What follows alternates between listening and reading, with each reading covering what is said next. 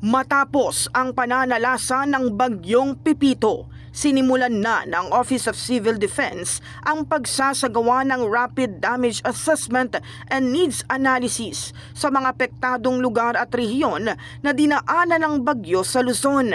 Ang Ardana ay isang response tool na ginagamit upang matukoy ang lawak ng pinsala at mga pangangailangan ng mga apektadong komunidad. Nagsisimula po ang pagsasagawa ng Rapid Damage Assessment and Needs Analysis, kung saan ito po ay isang mekanismo upang malaman kung gaano ang damages, the extent and degree of damages in the affected population, at malaman din po kaagad-agad kung ano yung mga immediate needs ng mga apektadong population at para makagawa ng kaukulang aksyon at desisyon ng ating gobyerno.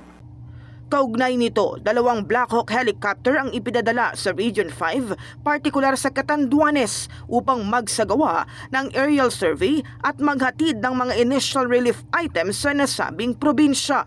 Nag-deploy po ng 2 Black Hawk patungong Catanduanes kanina. May dala po itong initial relief items at ito po ay magsasagawa ng aerial survey.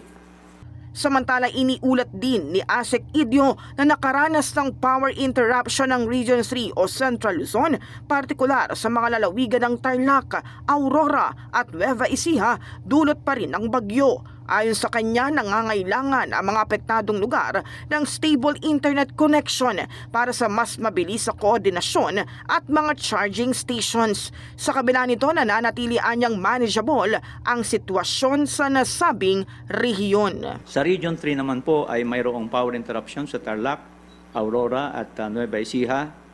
Ang kanilang pangunahing pangangailangan o priority needs ay Starlink para sa stable na internet connection na kinakailangan sa mabilis na koordinasyon. Gayon din ang charging stations dahil sa naranasang power interruption. Gayunman, nananatiling manageable ang sitwasyon sa Central Luzon. In the heart of changing lives, ito si Brigada Kath Austria ng 105.1 Brigada News FM Manila, the Music and News Authority.